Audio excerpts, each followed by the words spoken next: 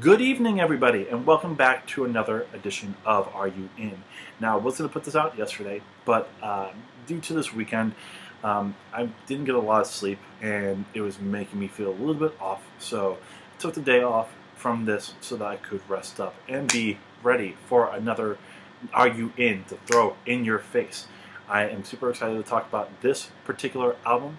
So we're going to just keep on going. I've got my timer ready, and here we go. So tonight I am talking about Dave Matthews' newest album entitled Come Tomorrow. Now, if you don't know who Dave Matthews is, you probably didn't grow up in the 90s, but Dave Matthews is an American rock band, jam band with a little bit of folk rock, pop rock, and alt rock influences. They were formed in Charlottesville, Virginia. Their members include Dave Matthews on lead vocals, rhythm guitar, and acoustic guitar, Stefan Lassard on bass guitar, Carter Buford on drums, percussion, and backing vocals, Rashawn Ross on trumpet and backing vocals, Jeff Coffin on saxophone and winds, and Tim Reynolds on lead guitar, and Buddy Strong on keyboards. Their previous albums, there's a lot of them, but they include Remember Two Things in '93, Under the Table, and Dreaming in '94, Crash in '96, Before These Crowded Streets in '98, Every Day in 2001, Busted Stuff in 2002, Stand Up in 2005, Big Wixie and the Groove King in 2009, and Away from the World in 2012. Now, this might come to a surprise, but I'm a pretty big fan of Dave Matthews. I, of course, know more of their singles than their full discography, but, just some of the great ones were Would You Say, Ants Marching, Satellite, So Much to Say, Crash Into Me, Two Step, The Stone, Crush, Stay, Wasting Time, The Space Between, Every Day, Where You Going, Gray Street. Those are some phenomenal songs, and it's over a very long period of time of just dominance of this sound. Even if a lot of these singles sound a little bit different. Now, I would say my first ever remembering of a full album is Groove King, and it's Groove King. I love that album. I think it's phenomenal. I think it's one of the best. I think a lot of them, these songs are simplistic yet complex at the same time. Songs like Spaceman, songs like Seven, Funny the Way It Is, Shake Me Like a Monkey, What I Am, where they have these sometimes complex meters, but have some interesting songs. It's an amazing album. And I think it's one of their best. And, for a lot of people who call them a jam band, I understand it. And a lot of people sometimes denote jam band as something bad.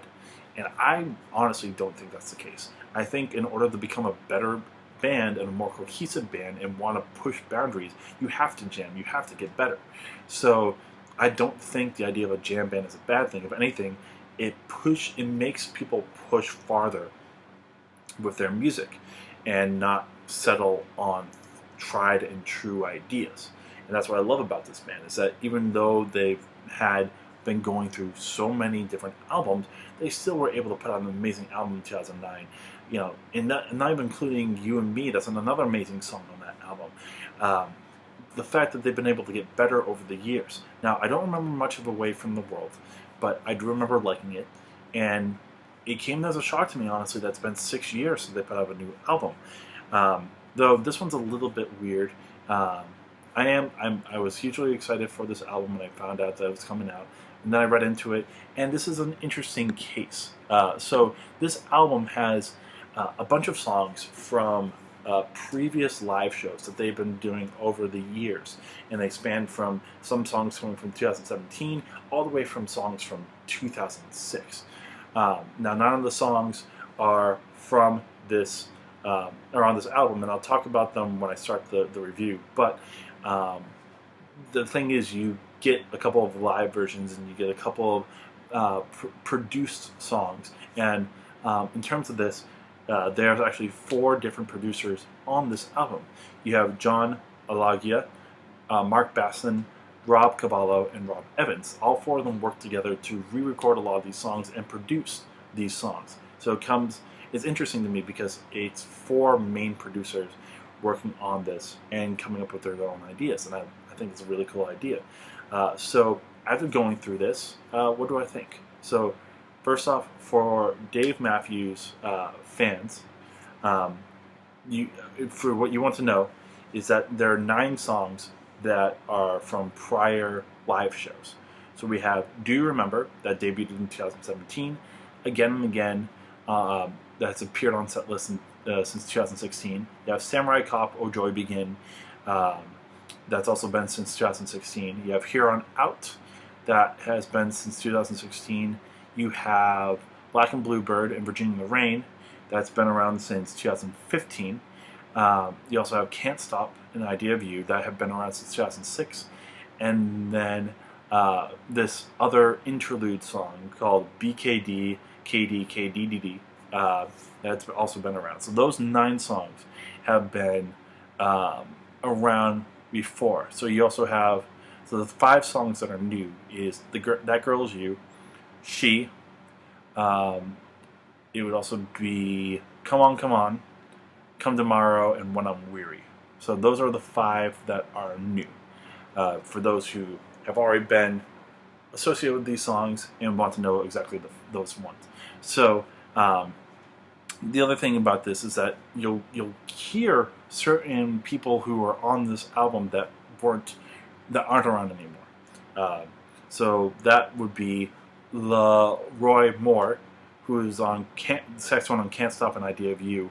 He was the one who passed away in 2008 before "The Good Christ King" came out. And then you also have Boyd Tinsley on "The Idea of You," who was a violinist before he was fired from the band due to some sexual misconduct, from what I understand.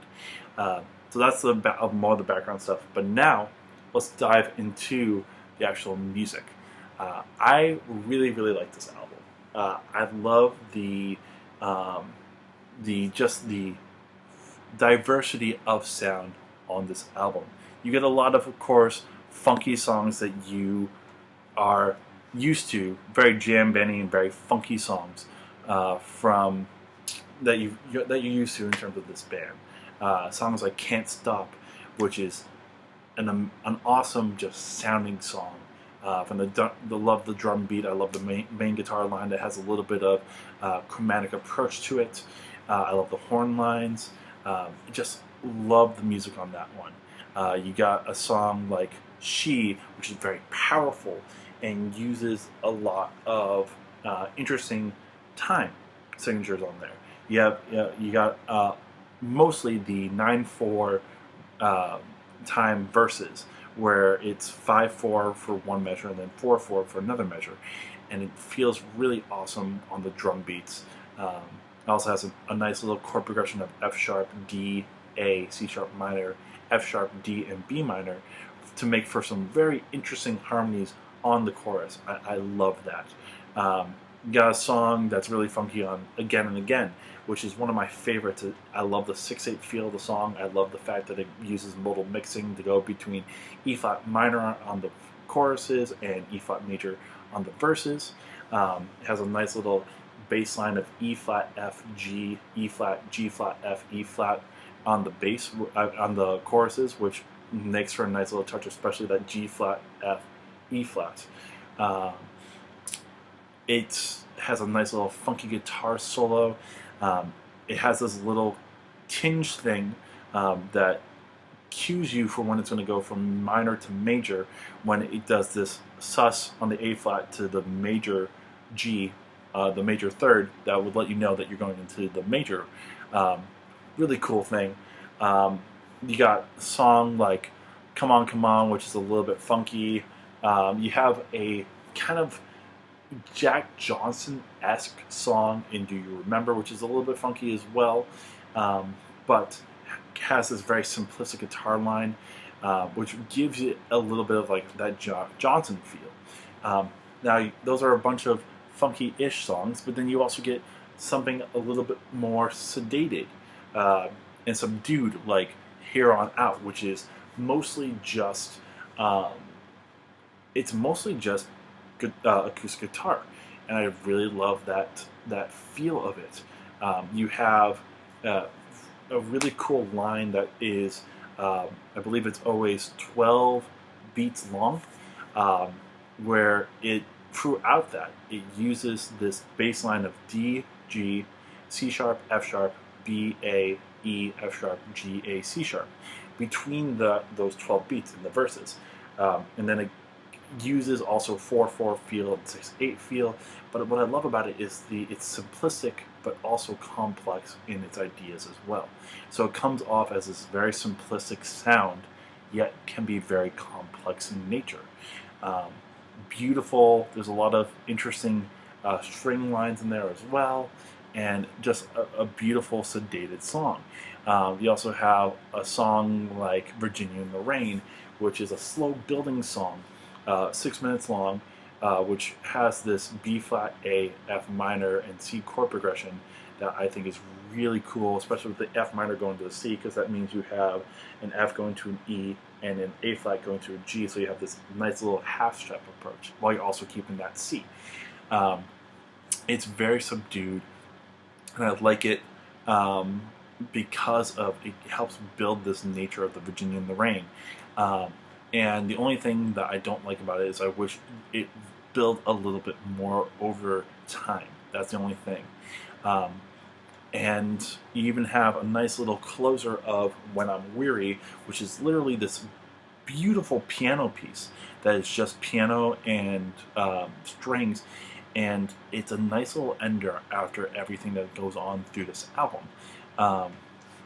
Personally, the one that I haven't talked about yet, which is a little bit harder to talk about because it's a little bit in the middle, but it's Black and Bluebird. I love the feel of the song. I love the simplistic nature of the instrumentation, but also I love the complexity that is in there.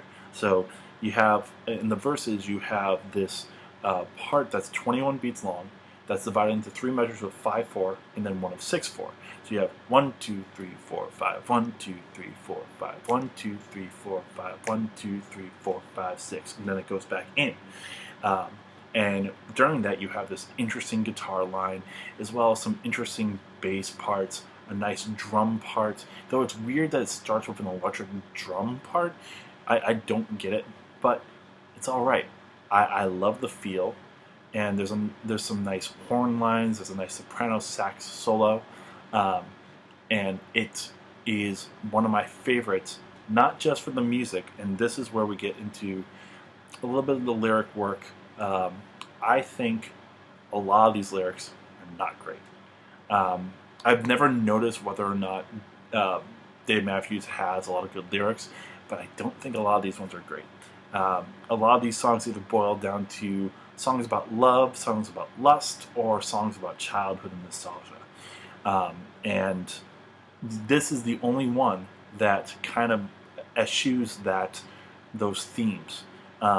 Where Black and Bluebird's talking more about the current state of events and life, and it has a lot of imagery and a lot of nice touches on there to make for some more in-depth lyrics that aren't about love, lust, or childhood. And that's, I think, where a lot of the downfalls are of a lot of these songs. I love a lot of the feels of these songs, but at best, you get songs that have awesome music that are screwed over by bad lyrics, and at worst you get some very benign, like very mediocre songs that don't live up to anything because of the lyrics. This is kind of like the polar opposite of the Father John Misty album.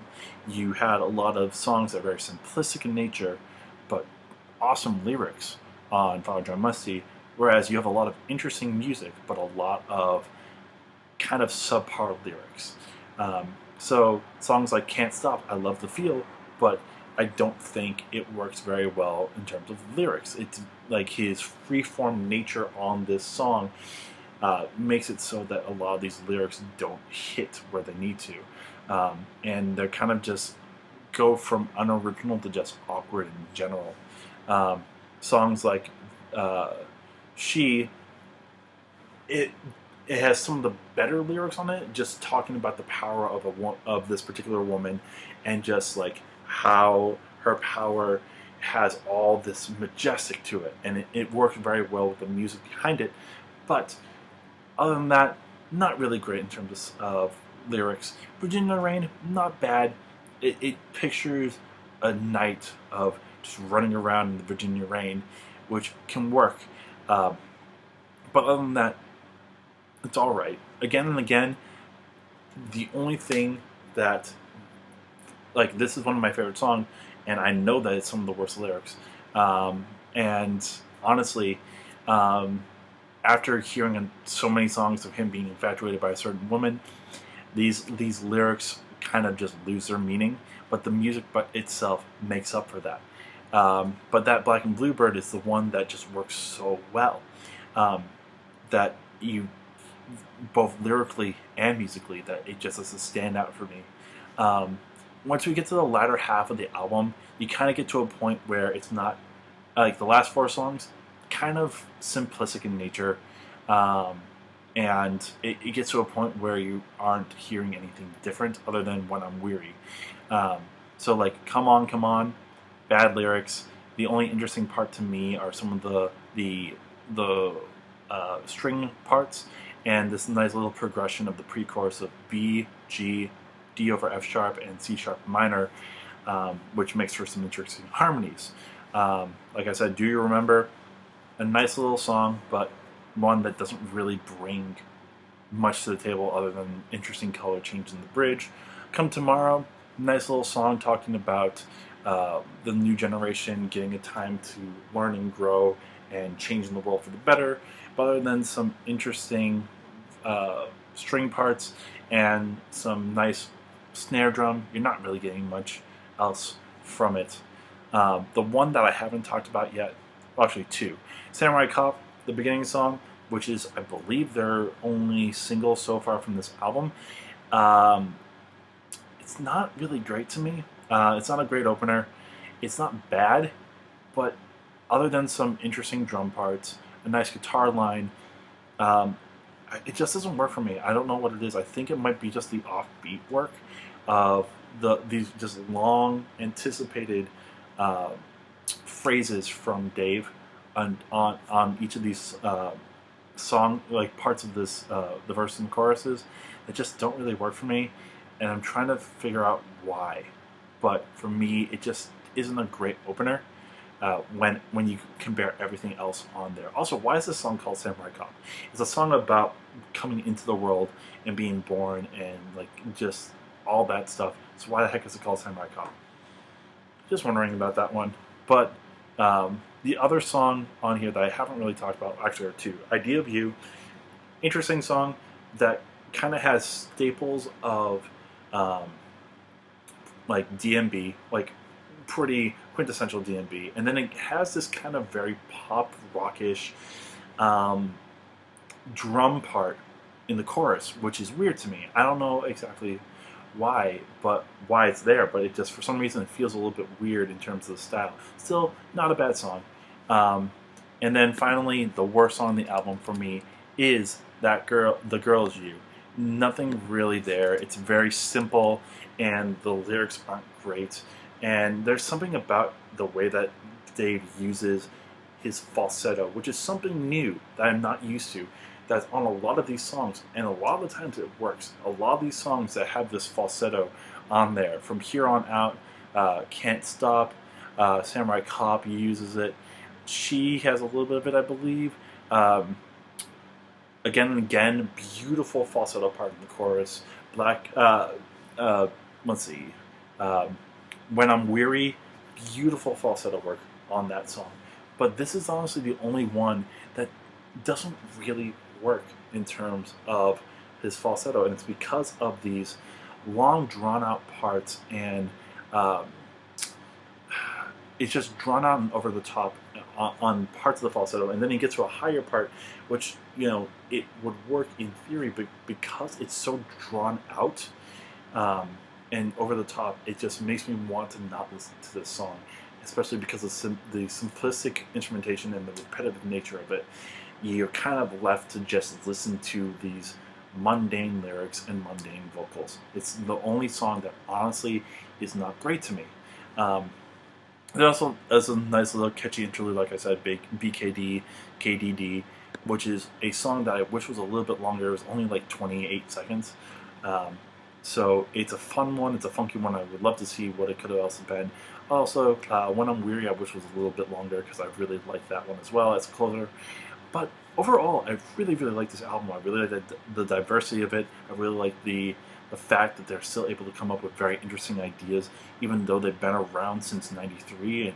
They're literally 25 years in the making, and now 9 CDs, and they still can make interesting songs. I don't think that Samurai Cop is a great single, and I think that's going to hurt the value of the CD, or the fact that or make people not want to listen to it as much. I urge you, as a Dave Matthews fan, if you like Dave Matthews, listen to this CD. I think this is just a little bit behind Grukar's King in terms of how good the CD is. I think it's very solid enough, even though the lyrics aren't great.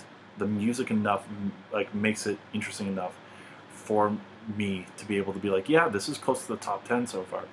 I think it might be on the borderline top 10, and if you do put it in the top 10, I can understand, for this year, I can understand why. Because I think it's an awesome coming back into the music fold. I'd love to see what else they can do. I just wish that there was a little bit better lyrics, and I wish that there was a little bit more of some songs and a little bit less of others. I'd love to see how much more Dave can push his falsetto on our next album, but this is really cool. If you like music like this, definitely check it out. If you're looking to get into a jam band, I think this is a perfect jumping on point, because there are a little bit of complexity, like complex songs on here, but mostly they're just fun and funky, or subdued and interesting. So that is my time. I hope you enjoyed this. I'm really excited about this particular album. I'm going to listen to it again pretty soon, hopefully. And of course, I have others to talk about over the next couple of weeks. I'm really excited to talk about those as well. But until then, first off, if you like what I'm doing, of course, like the video, comment on it, subscribe to the channel, share it with your friends, and just keep on watching my videos. So tomorrow, hopefully tomorrow or Thursday, I'll be putting out part 2 of digging through discographies for Linkin Park. Last time we talked about Hybrid Theory, and now we're going to be talking about the X album right after that, Meteora. Hear about how did they do on their sophomore album, as well as their, did they live up to Hybrid Theory's standards, or did they surpass it? Who knows? But you won't find out until tomorrow. So until then, keep on listening, keep on watching, keep on enjoying life, and I'll see you in the next video. Peace.